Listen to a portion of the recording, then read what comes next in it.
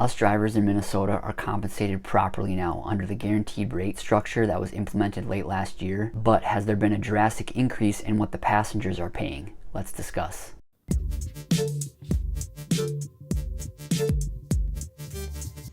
Alright, so again, here in Minnesota, as of December 1st of 2024, we are paid guaranteed rates during period 3 of $1.28 per mile and 31 cents per minute. And we have a 2-week top-off payment structure here. So after 2 weeks, both Uber and Lyft will take our total mileage and total time, multiply it by those guaranteed rates. If we've earned that amount, good. If we haven't, then we'll be topped off to earn that guaranteed amount. My last week of earnings here on both Uber and Lyft were solid. I earned about $32 an hour overall. And I also looked at and analyzed what the passengers were paying. So let's take a look at those numbers.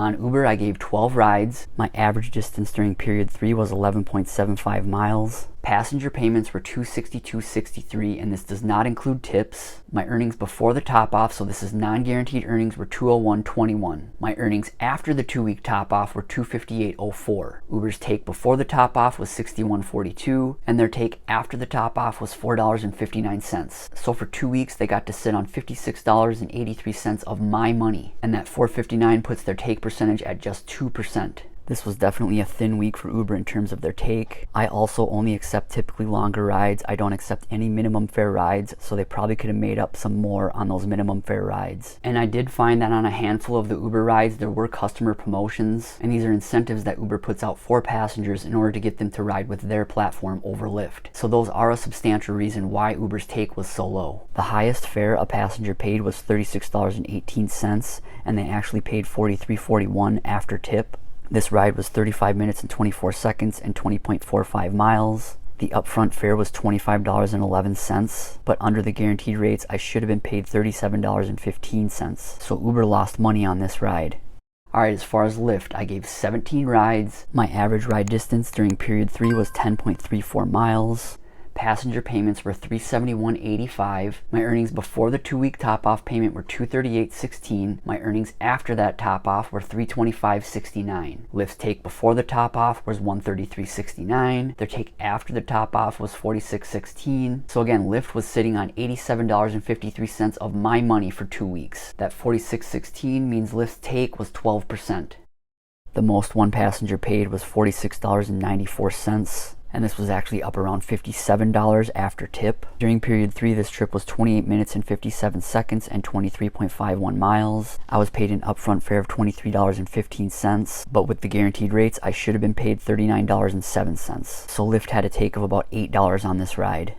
So overall, especially on Uber this week, they were operating at very slim margins. And this is what it used to look like years ago, back when they were paying bonuses, back when they were incentivizing riders to come onto the platforms by giving them free rides or discounted rides. When the legislative battle over guaranteed rates was happening here in Minnesota, Lyft warned that passenger fares would skyrocket and they'd be forced to leave the state, which that has not happened. And Uber and Lyft are just having to operate at slimmer margins, which they know about that. They used to have to operate that way. Again, we have that 2-week top-off structure here in Minnesota, and I basically look at these top-off payments as bonuses. Quest bonuses on Uber and Ride Challenge bonuses on Lyft completely disappeared in 2024, and basically this guaranteed structure here in Minnesota now is kind of requiring them to pay those bonuses again. And this is on a per ride basis. We're actually compensated properly for every single ride. We don't have to reach and try to attain bonuses here. These guaranteed rates here in Minnesota were long overdue. They're long overdue nationwide. Uber and Lyft need to learn to operate at slimmer margins again. They shouldn't be making a ton of money for their shareholders on the backs of drivers, the lifeblood of the companies. But Uber and Lyft have made their bed. Back in 2019, they decided to go public, and then a few years later, they're trying to make a profit. They've been charging passengers way too much, and they've been taking way too much from drivers. This is basically chickens coming home to roost, and I hope guaranteed rates like ours are implemented nationwide. So overall here, drivers are getting compensated properly. Passengers might be paying a little bit more, but they're not paying ridiculous fares, and everything is operating just fine, and Uber and Lyft are just having to operate at slimmer margins. If you've yet to download the Solo app to help you manage your rideshare business and earn more, our referral link is in the description. We also have a free newsletter, and the link to sign up for that is in the description as well. If you've yet to watch my previous video about how Uber and Lyft have broken rideshare and how I'd love to see a new company operate nationwide, be sure to check that one out.